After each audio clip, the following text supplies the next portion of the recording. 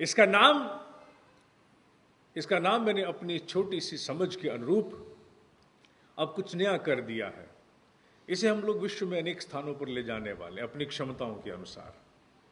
श्रीमद् भगवद गीता का नाम मेरे अनुरूप it is a manual of enablement. It's a manual. Manual होता है जिसमें एक एक चरण, एक एक कदम कैसे उठाया जाए, ये लिपिबद्ध होता है। कलम उठाओ, दवात में डुबाओ, लिखना शुरू करो, आदि आदि हर चीज का मैनुअल होता है। ये मैनुअल ऑफ एनेबलमेंट है, कुछ बनने का, मैनुअल ऑफ बिकमिंग। मनुष्य जो कुछ भी बनना चाहता है उसका ये मैनुअल है। ये बात समझ में नहीं आई। क्यों नहीं आई मैं समझ नहीं पाया। ये लोगों की समझ क्यों नहीं आ पाई। हमने क्यों कर इसको सीमित कर दिया उस पुण्य अर्जन के साथ जिसका इसके साथ लेना देना नहीं था। इसके भीतर ऐसे ऐसे सूत्र निहित हैं जो मनुष्य के मार्गदर्शन के लिए बड़े बड़े रहस्य खोलते हैं, जिन्हें जानना बाकी है। आज का उद्बोधन परिचयात्मक है, इसके बाद बहुत ज्ञान आने वाला है। अगर क्रोध करो तो स्मृति का नाश होता है। स्मृति का नाश होते ही बुद्धि का नाश होता है। बुद्धि का नाश होते ही मनुष्य के जीवन का नाश हो जाता है। कितना सुनने में सरल है। मनन करो। It is something which happens in us day in day out.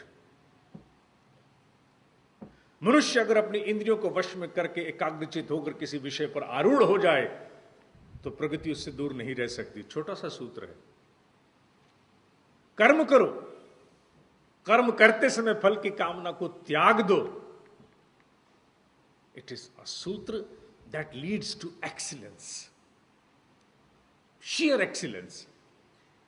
सूत्र अगर देखा जाए तो भारतीय संस्कृति के जो आधारभूत स्तंभ दो हैं वो श्रीमद् भगवद गीता के माध्यम से ही बाहर निकले हैं। कौन से? वो अन्य स्थानों पर जल्दी से नहीं मिलते हैं। पहला पुनर्जन्म और दूसरा कर्म फल। पुनर्जन्म और कर्म फल श्रीमद् भगवद गीता के माध्यम से ही सामान्य मनुष्य के सामने आए हैं। उससे पहले उस रूप में नहीं आ पाए थे। हाँ, उनका उल्लेख है कहीं कहीं, लेकिन जहां जहां उल्लेख है वहां सामान्य बुद्धि नहीं पहुंच पाई। ये दो सिद्धांत इस बात को सिद्ध करते हैं कि मनुष्य अपने भाग्य का निर्माता आप है।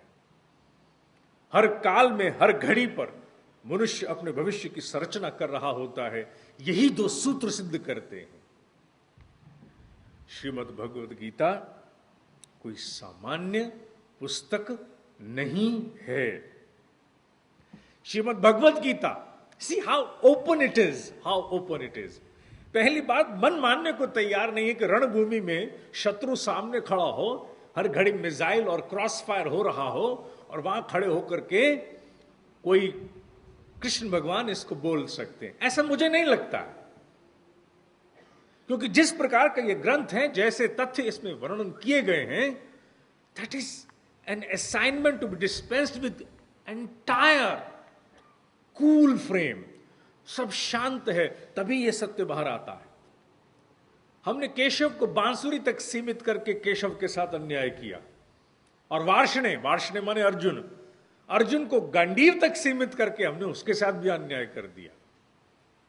जबकि यहां केशव और वार्ष्णेय का वास्तविक तात्पर्य क्या है? हमारे भीतर आने वाली सत प्रेरणाएं, the intuitive intelligence is Keshav, और हमारे भीतर का द्वंद्व, हर घड़ी का द्वंद्व, हर विषय के साथ द्वंद्व, हर दृष्टि के साथ द्वंद्व वार्ष्णेय है, अर्जुन है, जो गांडीव उठाने से कतराता फिरता है। और कुरुक्षेत्र वो देवासुर संग्राम है जो हमारे भीतर हो रहा है।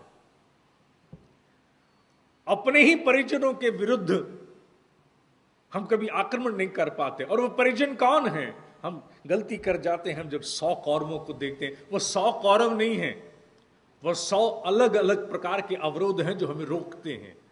हमारे बायस, जिसे हम मोह कहते हैं, बायस, इससे बड़ा कोई शत्रु नहीं है। We are bias of our own attitude, we are bias of our own perception, we are bias of our own ego. Bias, नाना प्रकार की आसक्तियां जो हमें गांडीव उठाने से रोकती हैं, वो सारे कौरव हैं। वो सारे कौरव हैं। कहाँ हैं? वो सारे हमारे भीतर हैं। बाहर मैदान में कोई नहीं है। जब हम मैदान में उतर करके और कृष्ण को वहीं तक सीमित करते हैं, हम क्या करते हैं? हम अपने आप को उस सारे प्रकाश से वंचित कर देते हैं जो इस मैनुअल ऑफ एनेबलमेंट से हम तक पहुंचना चाहिए। We shut the doors. हम कहते हैं नहीं, बस समाप्त हो गया, आरती हुई, थोड़ा कार्बन उठा, समाप्ति। इतना नहीं, इतना खुला ग्रंथ है, इसमें पूरी घोषणा है। ये है केशव, पूछा गया केशव, जिन लोगों को कर्मकांड नहीं आता, अगर मैं इसको सरल करके कहूं और सरल करके कहूं, जिन्हें संस्कृत नहीं आती, जिन्हें मंत्रोच्चारण करना नहीं आता, जिन्हें पूजा करनी नहीं आती, ढंग से बैठना नहीं आता, क्या उनके लिए भी कोई उत्कर्ष है? हम अक्सर कहते हैं कि हम कुछ नहीं जानते, न मंत्र जानते हैं, न पूजा की विधि जानते हैं, न ध्यान करना आता है, न मनन करना आता है, न वेद पढ़े, न उपनिषद पढ़े। हमारी गति होगी कि नहीं होगी? ईश्वर हमारा है भी कि नहीं?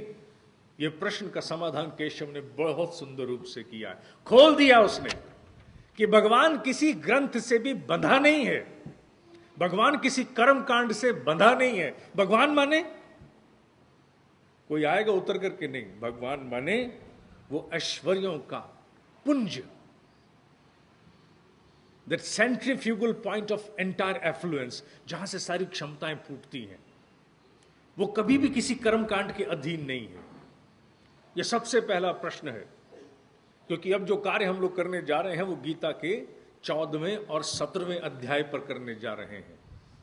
क्योंकि चैप्टर 14 एंड चैप्टर 17, बीच में 15-16 अभी आ गए, ये 2 अध्याय ऐसे हैं जिन पर मेरे विचार से बहुत बड़ा कार्य होना बाकी है। और इसमें 17वें अध्याय में सबसे पहला ही केशव माने भीतर का द्वंद्व पूछता है कि मुझे कुछ नहीं आता, मेरा क्या होगा? और वहां कृष्ण ने बहुत सुंदर बात से शुरू किया है। आज हम लोग कोई अध्याय नहीं पढ़ रहे हैं, आज सिर्फ ये जानने का प्रयास कर रहे हैं, क्या गीता धार्मिक ग्रंथ है? क्या इसे सिर्फ हिंदू धर्म तक सीमित करके कोई बहुत बड़ा कार्य करने लगे हैं हम?